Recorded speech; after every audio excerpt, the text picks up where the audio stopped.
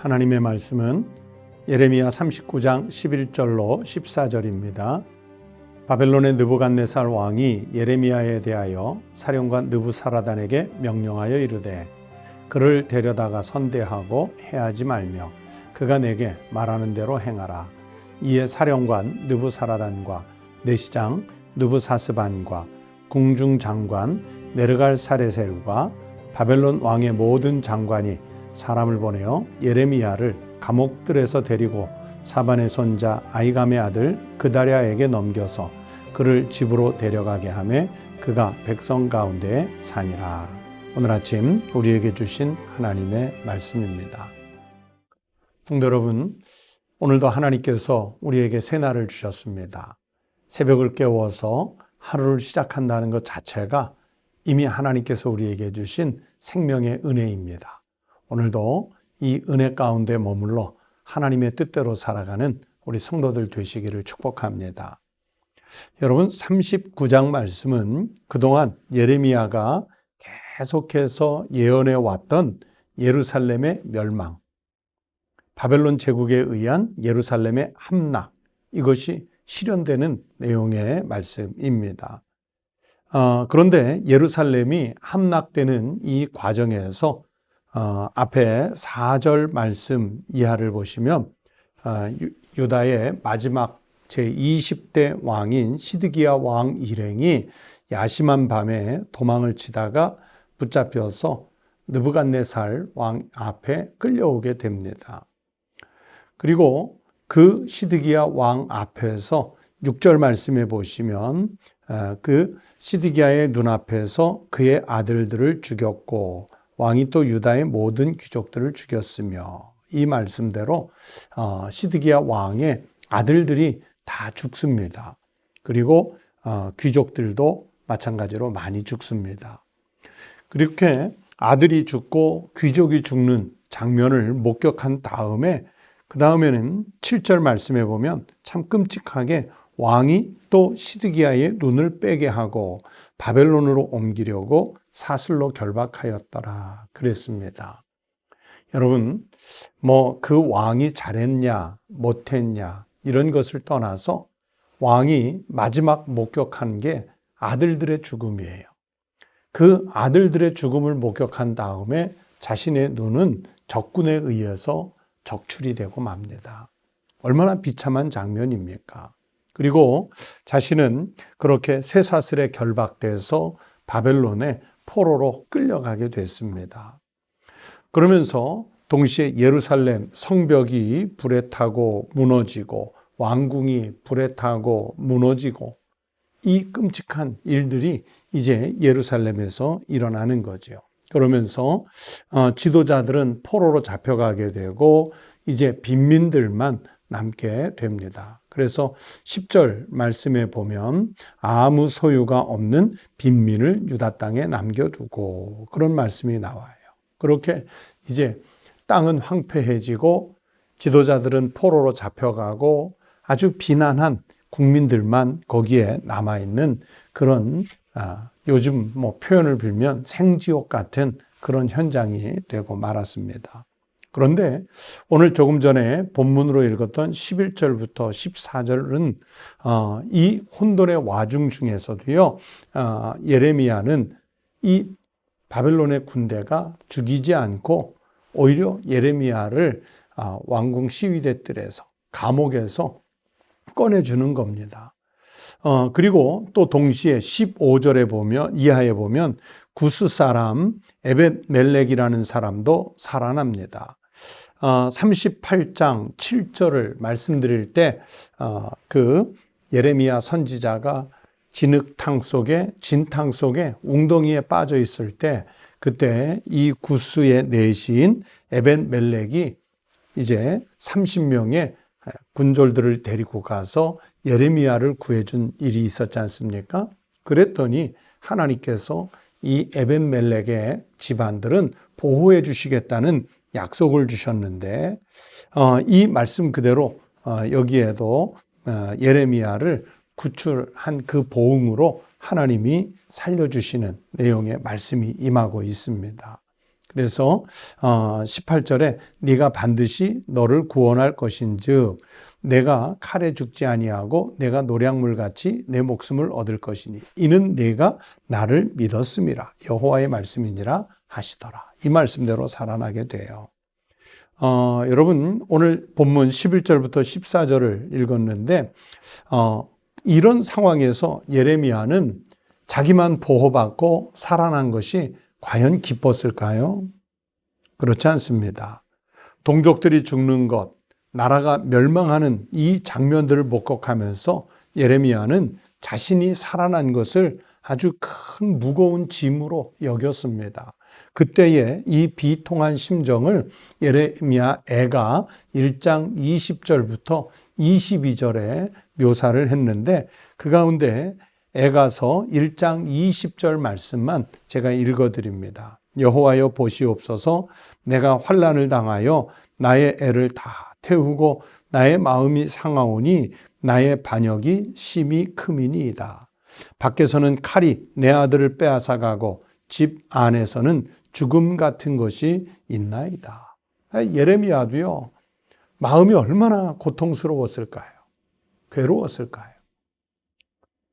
자기만 살아난 것에 대해서 전혀 기뻐하지 않았습니다. 그럼에도 불구하고 하나님은 왜 예레미야 선지자를 이 혼돈 속에서 살려 놓으셨을까요? 그것은 첫 번째, 아직 예레미야가 살아있다는 얘기는 이분이 감당해야 할 사명이 있었기 때문입니다. 최규철 선생이라는 분이 사명이 다하기까지는 죽지 않는다라는 말을 했는데 정말 그렇습니다. 하나님의 백성들은 하나님께서 맡기신 사명이 다할 때까지는 하나님이 지키세요.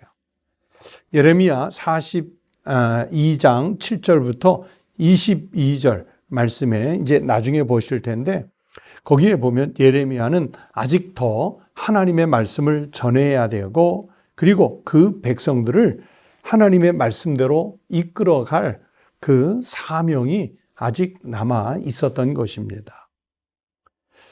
빌립보서 1장 말씀해 보시면 사도 바울이요, 이제 자기는 예수 그리스도가 계신 곳에 빨리 가고 싶어 해요. 1장 23절, 24절 말씀에 그 말씀이 나와요. 그리스도와 함께 있고 싶으나 아직 자기에게는 사명이 남아있다는 이야기를 합니다. 그러면서 빌립보서 1장 24절에 사도 바울이 이렇게 말씀합니다. 내가 육신으로 있는 것이 너희를 위하여 더 유익하리라. 그리스도와 함께 빨리 있고 싶지만 아직 사명이 남아있기 때문에 하나님께서 육신의 생명을 살려 놓으셨다는 거예요. 여러분, 바울의 고백이 이게 우리의 고백이어야 합니다. 오늘 하나님이 우리 아침을 깨워주셨잖아요. 하루를 살게 하셨습니다. 그러면 오늘 하나님의 사명에 맞는 삶을 살아야 합니다. 앞으로 우리가 몇 년 더 살지를 모릅니다. 1년을 더 살지, 5년, 10년을 더 살지. 하나님께서 여전히 우리에게 육신의 생명을 주셨다는 것은 아직 우리가 감당해야 할 몫의 사명이 있기 때문입니다. 하나님이 오늘 우리를 살려주신 그 이유를 깨닫고 하나님의 사명에 합당한 삶을 살아가는 우리 믿음의 성도들이 되시기를 바랍니다. 또 두 번째는요, 말씀을 성취하는 것을, 말씀이 성취되는 것을 증명하기 위해서 살아 있습니다. 여러분, 예루살렘이 함락당했다 말씀드렸는데 예루살렘의 이 함락은 바벨론과의 전쟁으로 인한 함락이 아닙니다. 물론 외형상으로 볼 때는 바벨론 제국이 점점 남하해 오면서 위에 나라들을 점령하다가 마침내 남유다를 그리고 예루살렘을 점령해서 자기네들의 제국을 확장한 것처럼 보이겠지만은 그러나 전쟁 때문에 멸망한 것이 아니라 그 이면에는 하나님의 뜻이 있습니다. 이스라엘 민족, 남유다 백성들을 향한 하나님의 징계 계획이 오래전부터 있었잖아요. 그것을 선지자들이 계속해서 선포해 왔습니다. 바로 그런 거예요. 하나님의 징계를 증명하기 위해서 살려놓은 겁니다. 예레미야 선지자가 시위대 뜰에 감옥에 갇혀 있으면서 아나돗에 밭을 매입한 사건을 며칠 전 말씀드렸죠. 지금 나라가 망한다고 하면서 아나돗에 있는 고향 땅에 밭을 산다? 상식적으로 이해가 되지는 않는데 바로 그 말씀, 이스라엘을 회복시키겠다고 하는 하나님의 그 약속을 예레미야 선지자가 땅을 매입하는 일을 통해서 확증해 주시는 거예요. 바로 예레미야가 살아 있어야 이런 일들이 말씀대로 성취된다는 것을 증명해 갈 수 있을 것 아니겠습니까? 그래서 예레미야 선지자는 아직도 말씀의 성취를 증명하기 위해서 살아 있어야 했던 것입니다. 데살로니가전서 2장 19절에서 성경이 말씀하십니다. 우리의 소망이나 기쁨이나 자랑의 면류관이 무엇이냐? 그가 강림하실 때 우리 주 예수 앞에 너희가 아니냐. 하나님이 말씀을 성취해 가시는 게 결국 우리의 소망이라는 말씀이지요. 이렇게 모든 소망은 하나님께 있습니다. 바로 예레미야가 살아서 말씀대로 성취돼 가는 이 하나님의 뜻을 소망으로 선포할 책임이 주어져 있었던 거예요. 여러분, 오늘 하나님께서 저와 여러분과 모든 하나님의 백성들을 이 땅에 더 살게 하셨습니다. 그냥 목숨 부지하고 육체의 본능을 쫓아 재밌게, 즐겁게, 행복하게만 살라고 오늘 우리를 살려놓으셨을까요?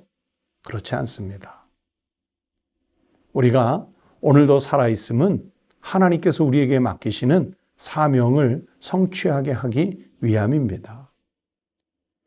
그래서 나를 통해 말씀이 성취되는 삶을 사시기를 바랍니다. 하나님께서 오늘 나를 이곳에 두셔서, 가정에 두셔서, 일터에 두셔서, 이 시대와 이 사회 속에 두셔서 존재하게 하심은 나를 통해 하나님께서 성취하실 뜻이 있기 때문입니다. 각각의 우리의 사명과 뜻은 다르겠지만 우리의 존재를 통해 하나님의 뜻을 어떻게 하면 성취해 갈까를 늘 기도하며 순종하며 이루어가는 우리 믿음의 성도들 되시기를 주의 이름으로 축원합니다. 기도하겠습니다. 하나님 아버지 감사합니다. 주님께서 오늘 저희들에게 이른 아침부터 생명을 깨워주심은 우리에게 주님의 뜻을 이루게 하시려는 사명이 있기 때문인 줄로 믿습니다. 하나님, 우리 가정에서 일터에 나가서 교회 안에 들어와서 사회 속에 주어진 삶의 자리에서 우리가 감당해야 할 몫의 사명을 잘 감당하여 이 땅에 하나님의 나라를 이루어가는 일에 저희들이 쓰임받게 하여 주시옵소서. 오늘도 이 땅에서는 우리를 시험에 빠뜨리고 유혹하려는 시도가 많겠지만 하나님의 뜻을 성취하기 위해서라면 그런 시험과 유혹들은 다 물리쳐 이기고 하나님께서 우리에게 명령하신 순종의 길을 가게 해 주시옵소서. 우리 주님 예수 그리스도의 이름으로 기도하옵나이다. 아멘. 오늘 아침 함께 기도하실 제목을 나누겠습니다. 오늘 들으신 하나님 말씀을 생각하시면서 첫 번째는 하나님이 맡기신 나의 사명을 잘 감당하는 삶을 살아갈 수 있도록 기도하시기 바랍니다. 두 번째는 우리 주님의 돌보심과 인도하심 속에서 사는 믿음의 가정, 우리 가정이 될 수 있도록 기도하십시다. 세 번째는 코로나19로 어려움을 겪고 있는 그 미자립 교회들, 농어촌의 교회들, 그리고 우리 한국교회의 회복을 위해서 같이 기도해 주시기 바랍니다. 다 함께 기도하겠습니다.